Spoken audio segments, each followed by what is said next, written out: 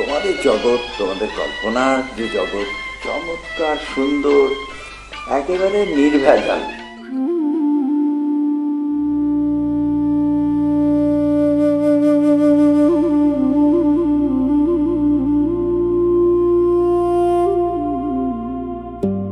একটা সময় ছিল যখন সপ্তাহের একটি নির্দিষ্ট দিনে টেলিভিশনের পর্দার সামনে বোধ হয়ে থাকতো গোটা দেশের শিশুরা।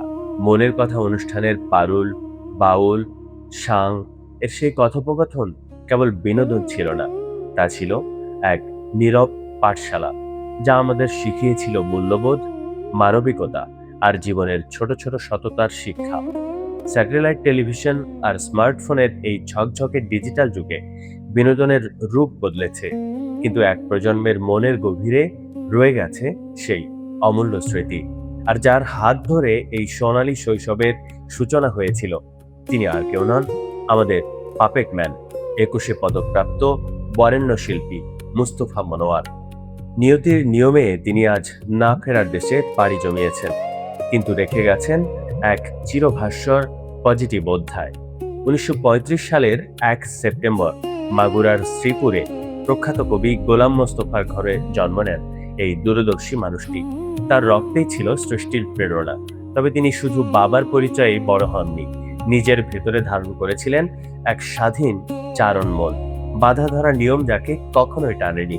1952 সালে যখন তিনি নবম শ্রেণীর ছাত্র, তখনই ভাষা আন্দোলনের সপক্ষে কার্টুন আঁকার অপরাধে 1 মাস জেল খাটেন।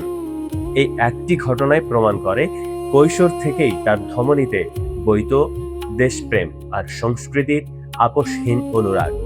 কলকাতা আর্টস কলেজে পড়ার সময় তার জল রঙের ভূয়সী প্রশংসা করেছিলেন স্বয়ং চলচ্চিত্রকার সত্যজিৎ রায়। তিনি বলেছিলেন, মুস্তফা মনোয়ারের আঁকা ছবি খুব অল্পতেই অনেক বড় কথা বলতে পারে। বিশ্লেষকদের মতে বাংলাদেশের পাপেট শিল্পকে প্রাতিষ্ঠানিক রূপ দেওয়া এবং একে জনপ্রিয় করার পেছনে মোস্তফা মনোয়ারের অনন্য অবদান রয়েছে। তবে তার এই পাপেটের জাদু কেবল শিশুদের আনন্দ দেওয়ার মধ্যে সীমাবদ্ধ ছিল না, এটি ছিল সমাজ পরিবর্তনের এক দারুণ হাতিয়ার। তার অনবদ্য সৃষ্টি পাপেট চরিত্র পারুল এর গভীরতা দেখে এতটাই মুগ্ধ হয়েছিলেন ইউনিসেফের প্রতিনিধিরা, যার ওপর ভিত্তি করেই পরবর্তীতে জন্ম নেয় দক্ষিণ এশিয়ার সমাজ পরিবর্তনের আইকন বিখ্যাত মিনা চরিত্রটি। মিনা কার্টুনের পেছনে মুস্তফা মনোয়ারের সেই ভাবনার বীজ কোটি কোটি শিশুর অধিকার ও শিক্ষার আলো আজও ছড়াচ্ছে। শিল্পাচার্য জয়নুল আবেদিনের অনুরোধে 1960 সালে চারুকলায় শিক্ষকতা শুরু করলেও 1965 সালে তিনি যোগ দেন তৎকালীন পাকিস্তান টেলিভিশনের ঢাকা কেন্দ্রে। উদ্দেশ্য ছিল একটাই, শোষকের রক্তচক্ষু উপেক্ষা করে গণমাধ্যমে বাঙালি সংস্কৃতির শ্রেষ্ঠ রূপটিকে তুলে ধরা। বিটিভির মহাপরিচালক হিসেবেও তিনি দীর্ঘ সময় দায়িত্ব পালন করেছেন।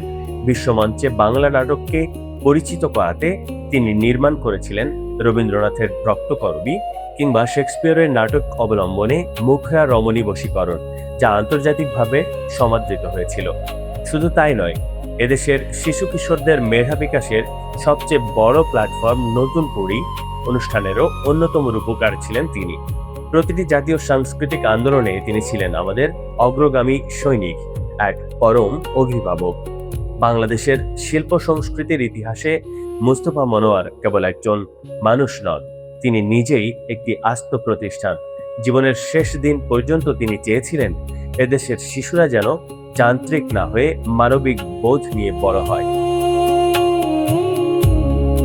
মানুষ হিসেবে তার শারীরিক বিদায় ঘটেছে, কিন্তু যে তুলির রং তিনি এদেশের ক্যানভাসে লেপে দিয়েছেন, পাপেটের সুতোয় যে শৈশব তিনি বুনে গেছেন, তা কোনোদিন মুছে যাবার নয়।